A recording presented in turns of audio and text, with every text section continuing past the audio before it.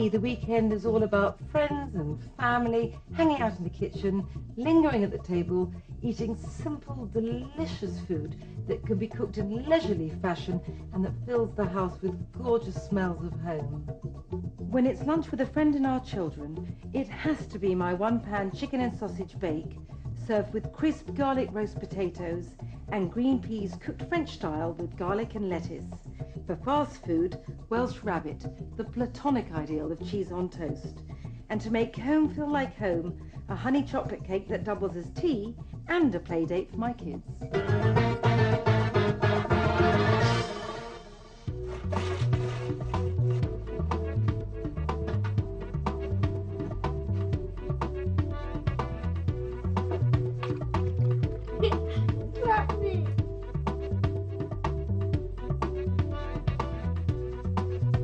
I make this chicken sausage bake really more often than anything else.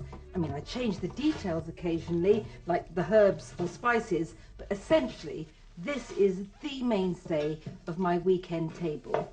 This variant is a sage and onion one, very traditional flavourings for chicken. And I've got 2 onions, both cut into 8s. I pop them in my bag, always like a bag for a bit of a marinade. And I said sage and onion, so on top of the 2 onions goes about a tablespoon of dried sage. Not used enough, I think, sage. I love it. I want about half a cup, 125 millilitres of garlic oil. You could just as easily use regular light olive oil and bung in 3 garlic cloves. I'm lazy. This is what I use. About a tablespoon of Worcester sauce. I love that salty sweetness it gives you. A good scrunch of black pepper.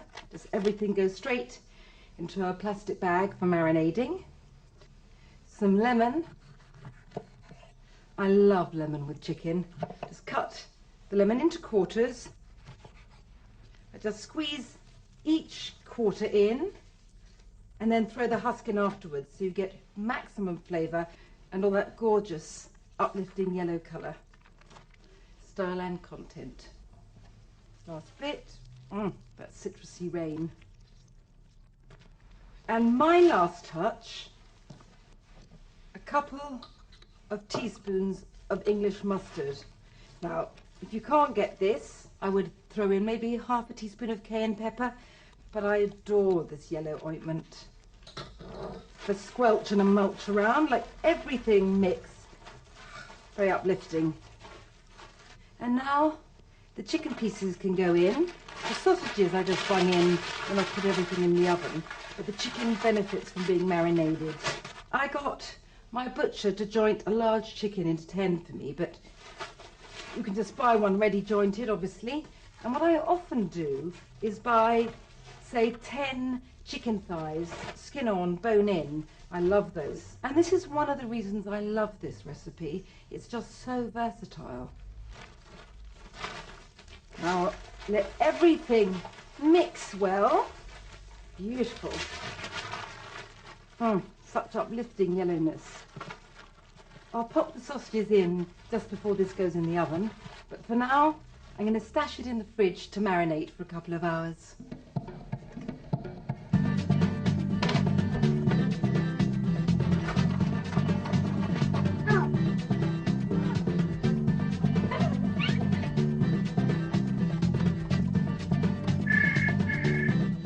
That's exactly right.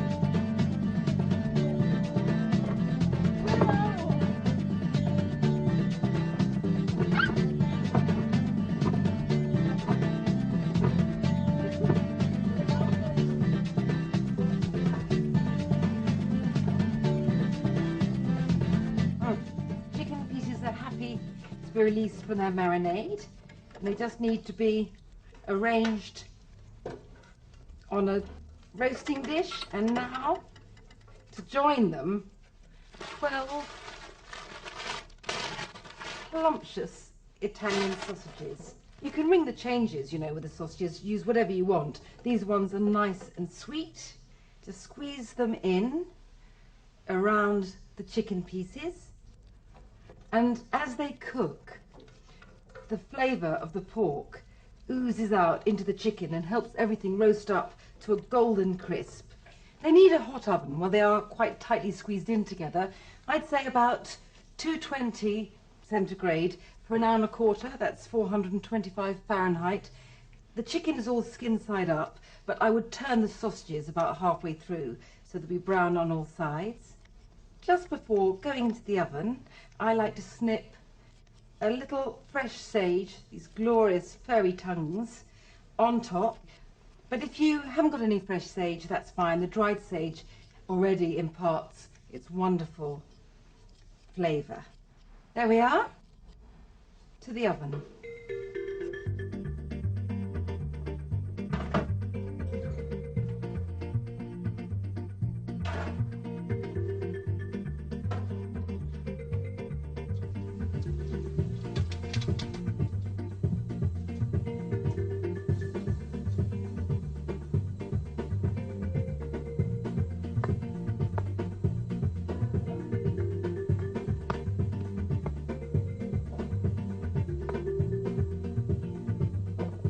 Finishing up my tray of garlic roast potatoes. I like to cut the potatoes into about 3/4 inch dice, about 2 centimetres. Well, you can see that it's not such a precise measurement, but I think that way you get the best ratio of crisp exterior to hot, soft, fleshy interior. For 6 of us, I reckon just over a kilo, or about 2.5 pounds of potatoes. And I'm adding some garlic, whole cloves. Well, I could easily use garlic infused oil again, but my children, I have to say, love these whole garlic cloves, roast and squishy. They taste like sweets almost. Some olive oil, nothing special, just not extra virgin, about 1/3 cup, around 80 millilitres. Probably get away with a bit less. This is a big tray here. And then some coarse salt to add flavour to the edges. And then a quick smoosh, and about 45 minutes in the hot oven should be absolutely fine. Let's go.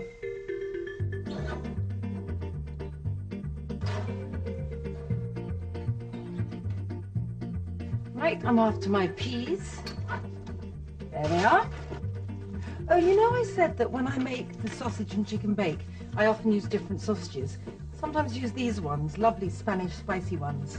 But for now, in the stove, I'm making petit pois à la française, which is peas with buttery lettuce. Just sounds slightly more elegant using frozen peas when you're doing it in French. Not that I should apologise, nothing wrong with a bit of frozen pea action. Just added a drop of oil to some butter in this pan, about 2 ounces, 50 grams of unsalted butter, and the oil stops the butter from burning as it melts. So my mother taught me. I carry on her good work. Into this rather glorious golden pond go 4 finely chopped scallions. If you wanted to, you could use a shallot, but I think why bother to peel and do all that? This is much easier. In these go. I might turn the heat up a bit just so they cook a little faster. Patience has never been one of my virtues. And on top of the scallion, I want a couple of lettuces, any soft lettuce, shredded as finely as you can. I love the way the lettuce squeaks as it yields to my knife. Tumble these lovely green shreds onto the butter. I know it's not fashionable, but oh God, how I love the smell of butter, the taste of butter. Lettuce number 2.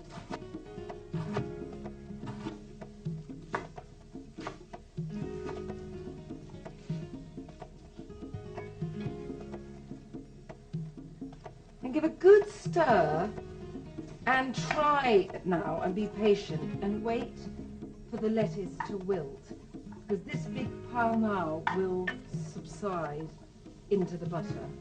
But actually, it is blissfully relaxing, staring into a pan of green. So into this greenness, a little more green, time for my petit pois, my lovely little baby peas, about 4 cups, 500 grams. In they go, still in their frozen state. I know there's not an awful lot for 6 of us, but some of us 6 are children, and how many greens do they eat? Still, mine adore these. They're so lovely and sweet, just like my children. That's all ready now for a cup of hot chicken broth.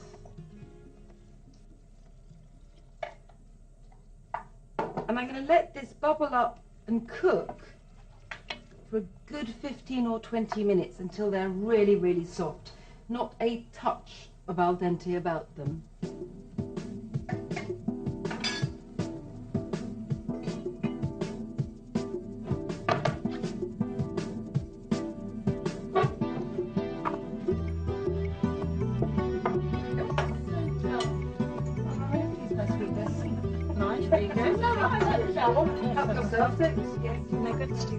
Yes, maybe like eating them straight from the freezer, like peas sorbet. Look. You don't peel it, you just go like this. I'll show you, you know.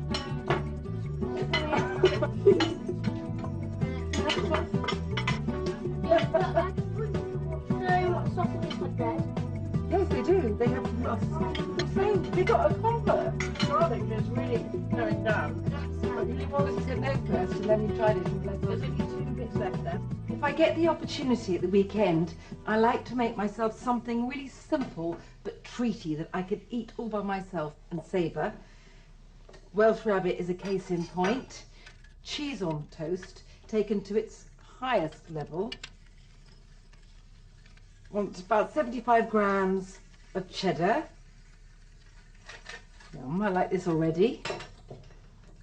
Post the next piece in.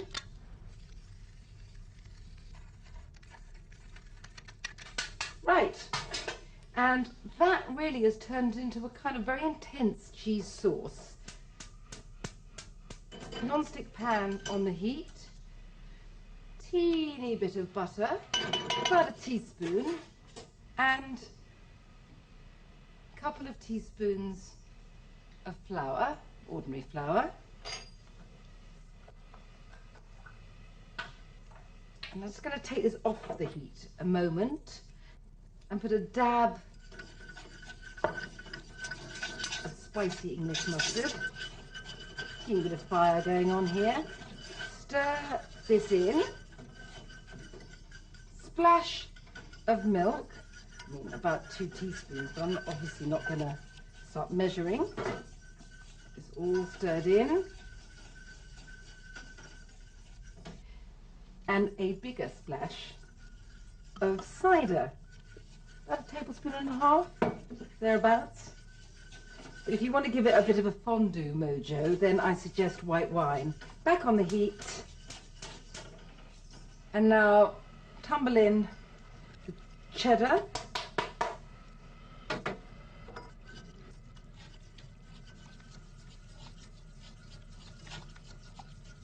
And whisk away until the cheese melts. It's not even a sauce, it's like a fabulous lump of yellow dough. Love the texture of this. It's like something out of a science fiction film. I can turn this off now. And instead of toasting this on regular bread, I like an English muffin. What's more, I like a wholemeal English muffin, and I like them to be lightly toasted first, just to get rid of any doughiness. I'm going to spread although it has rather got a mind and life force of its own, this goo on this split muffin.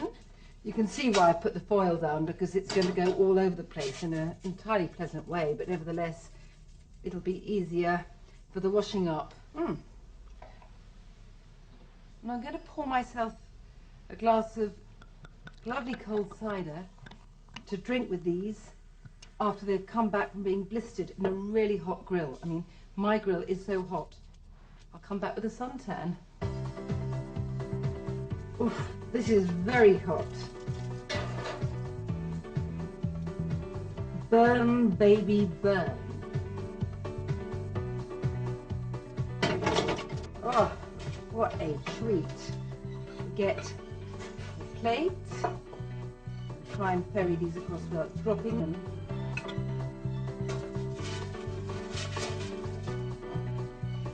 And at the risk of burning the roof of my mouth, I mean, that would be a bad thing, I'm going to have to dive in now.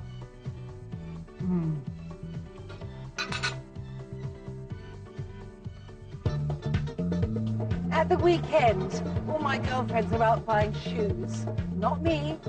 I like food shopping. And right now, I'm after some cheese.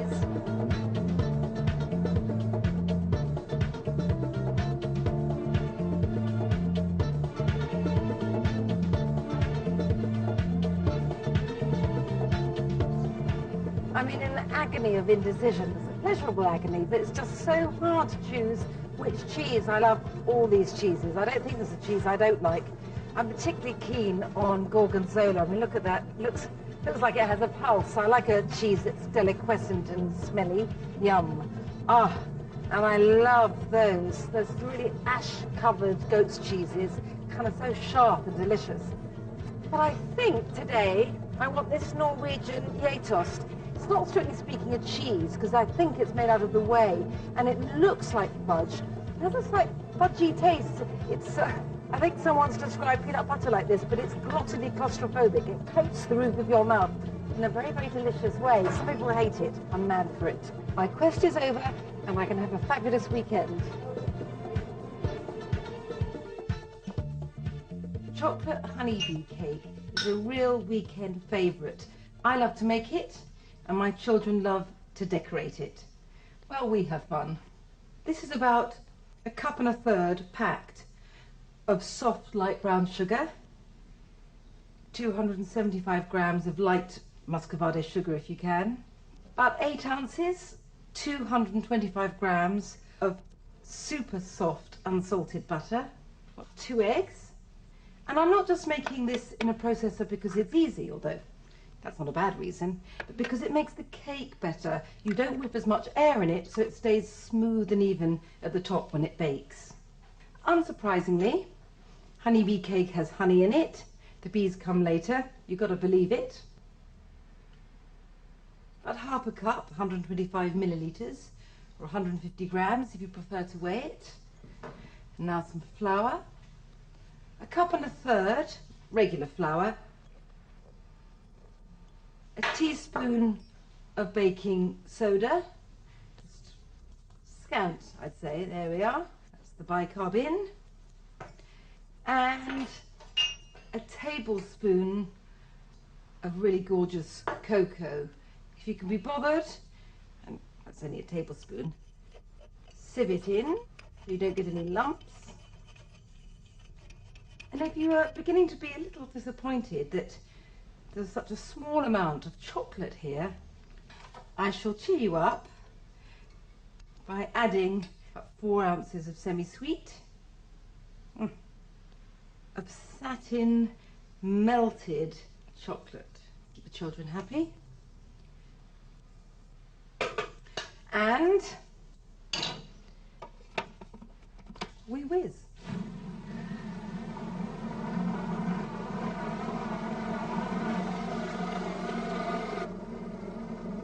Nearly there. What makes this cake really special is that it has a soft texture and is gooey melting, and you achieve that by making it a pretty liquid batter. So engine back on, a cup of hot water down the funnel.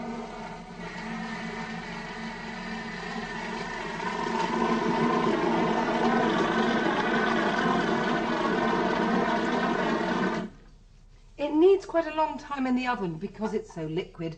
I would really say up to an hour and a half at 180 degrees, which is 350 Fahrenheit. I would put tin foil over it after about an hour. Check at 15-minute increments because you have no idea how enormously ovens can vary from one another. Find somewhere to dump that. This incredible silky cake batter drips into a 9-inch tin, lined. It's about 24 centimetres, and goes into the oven. And then I'm going to let my children loose on it.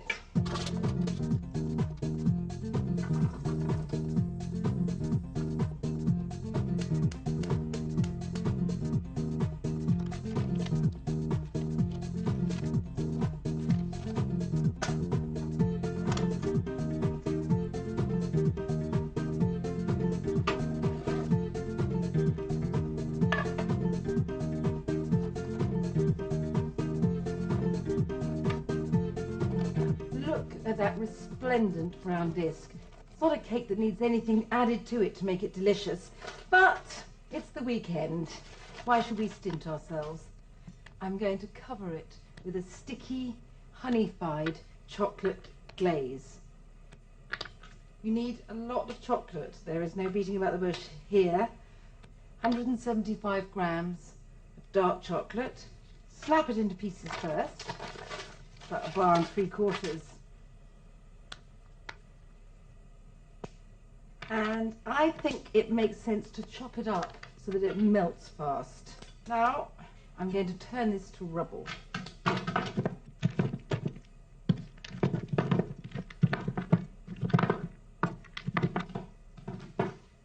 think we're pretty much there. I don't actually need this grated or very fine. It's just a question of having small enough chips and pieces so that when I add the chocolate to my hot water here, it will begin to melt straight away. Got 4 tablespoons, about 1/4 cup of water bubbling away here. And to this I shall add 1/2 cup of amber honey. There you go. And now as it comes back to the boil, I'm going to turn off the heat and add this mass of chocolate pieces.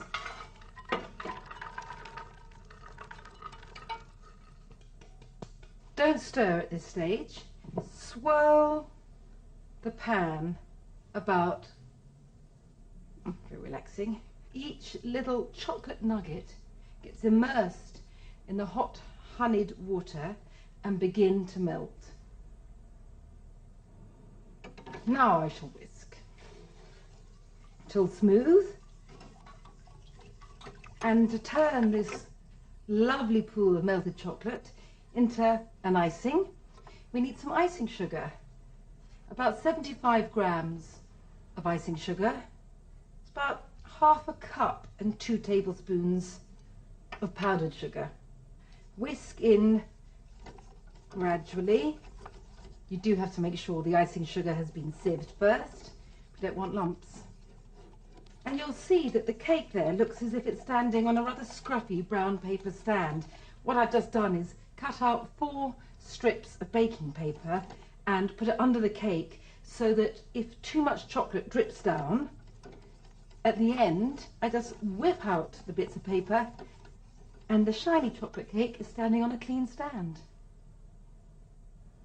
A friend of mine has got a baby girl called Bee, and I made this cake for her first birthday and I'm making it again today in her honour because the children and I are babysitting her. The last bit needs to be incorporated now. So here we are, cake ready to accept its glossy brown glaze.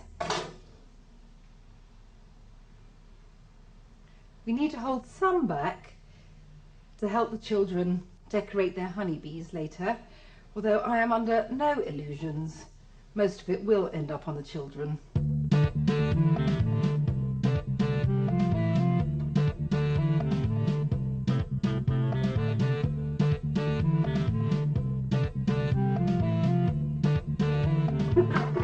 So the cake's done.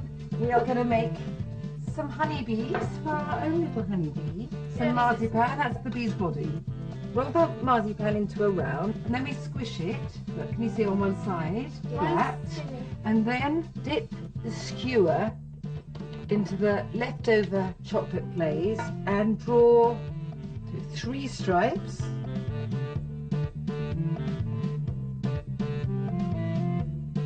Mom's got glasses.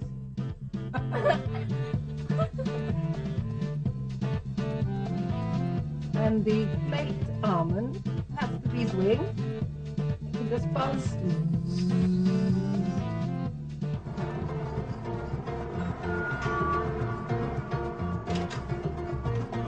Hello, is that the beautiful baby bee?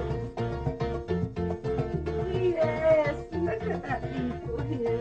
Look at that. Yes.